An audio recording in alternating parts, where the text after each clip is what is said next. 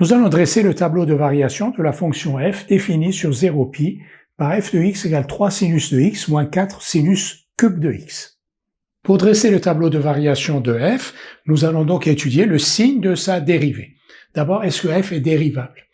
F est sous la forme de la somme de deux fonctions, 3 sinus de x et moins 4 sinus cube de x. Chacune de ces fonctions est dérivable sur R, donc a fortiori sur 0π. 3 sinus de x est dérivable sur R, ça vous le savez, parce que la fonction sinus est dérivable sur R. Pourquoi est-ce que moins 4 sinus cube de x est dérivable sur R?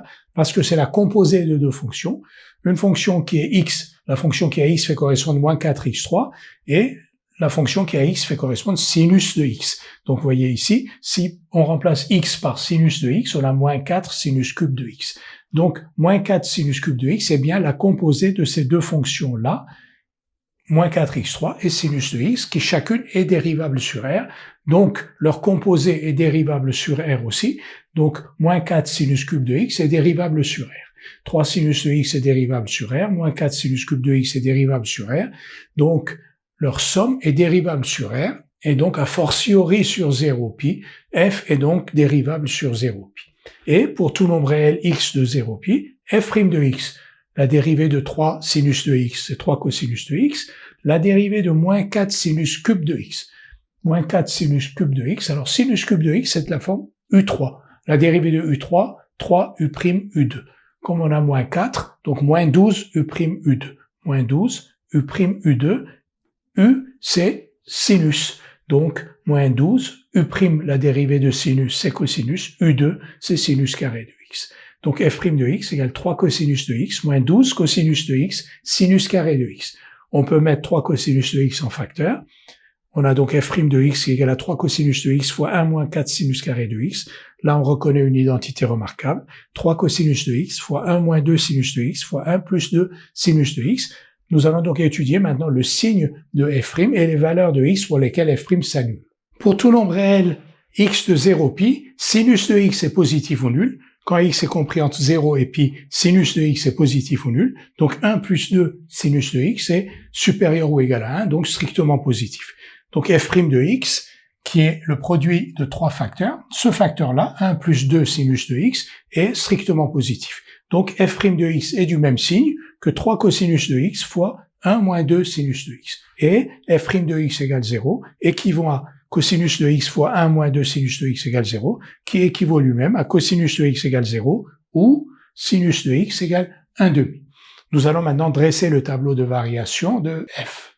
Nous avons donc montré que f' était du même signe que 3 cosinus de x fois 1 moins 2 sinus de x, et que f' de x égale 0 était équivalent à cosinus de x égale 0 ou sinus de x égale 1/2. Alors cosinus de x égale 0, si x appartient à 0π, cosinus de x égale 0 équivaut à x égale π sur 2. En effet, voici le cercle trigonométrique, donc 0π, et le cosinus, c'est, donc si on a un point ici, son abscisse, c'est le cosinus du réel ici, si on a un réel x, son abscisse, c'est le cosinus de x, et son ordonnée, c'est le sinus de x. Donc, cosinus de x égale 0 équivaut à x égale π sur 2. Plus exactement, si vous aviez à résoudre de manière générale cosinus de x égale 0, vous auriez les solutions π sur 2 plus 2kπ ou moins π sur 2 plus 2kπ. Ici, x est compris entre 0 et π, donc cosinus de x égale 0 n'a qu'une seule solution qui est x égale π sur 2. Sinus de x égale 1/2, on cherche un angle remarquable dont le sinus est égal à 1/2, c'est π sur 6, donc sinus de x égale sinus de π sur 6. Si sinus de x égale sinus de π sur 6, égale à 1/2 ici, il y a deux possibilités, soit x égale π sur 6, soit x égale 5π sur 6, toujours parce que x appartient à 0π. Si de manière générale, on cherchait à résoudre sinus de x égale 1/2, l'ensemble des solutions serait donc π sur 6 plus 2kπ ou 5π sur 6 plus 2kπ.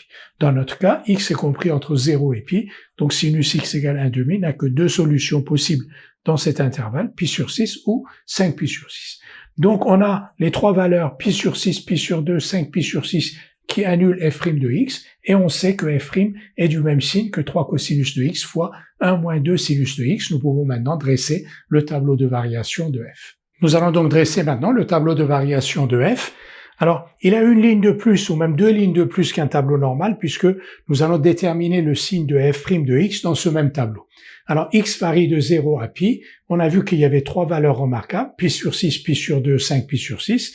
Pi sur 6 et 5 pi sur 6 parce que sinus de x était égal à 1,5 pour x égale pi sur 6 ou x égale 5 pi sur 6. Et pi sur 2 parce que cosinus de x était égal à 0 pour x égale pi sur 2.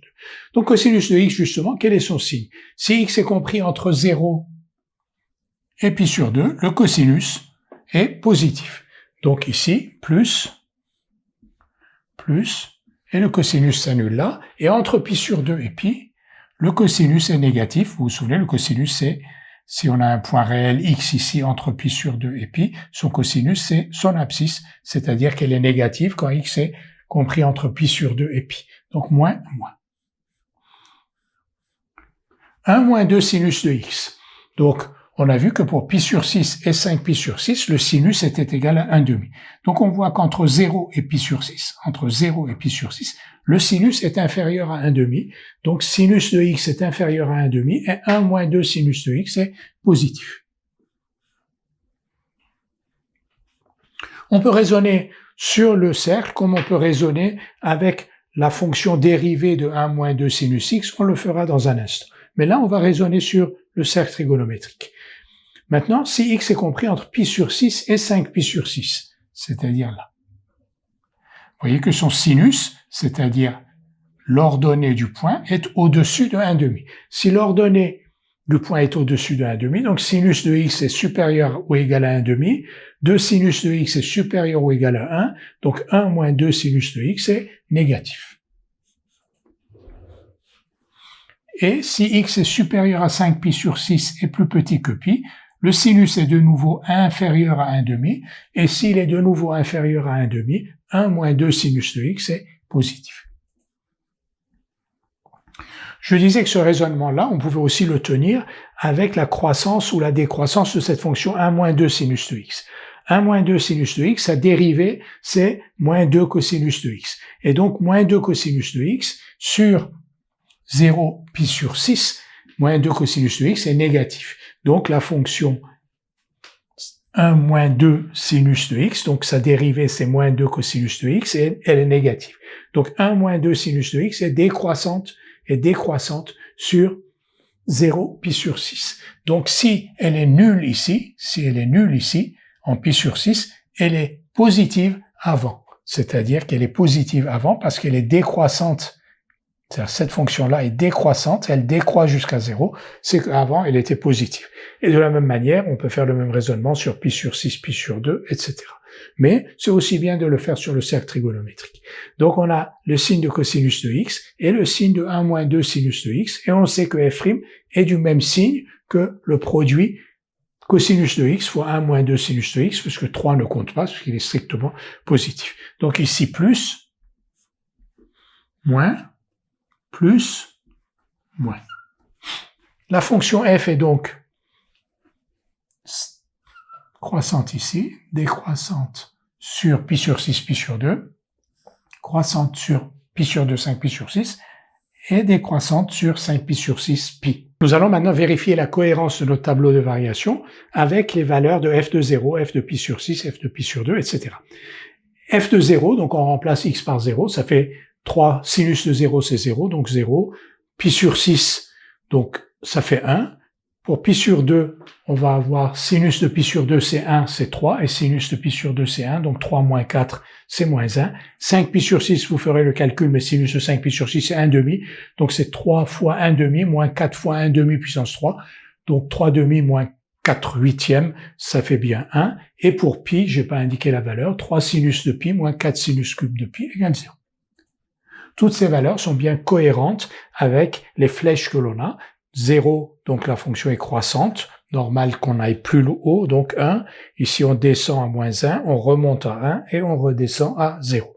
Donc la fonction est croissante, comme on l'a dit, sur 0 pi sur 6, décroissante sur pi sur 6, pi sur 2, croissante de nouveau sur pi sur 2, 5 pi sur 6, et décroissante sur 5 pi sur 6, pi.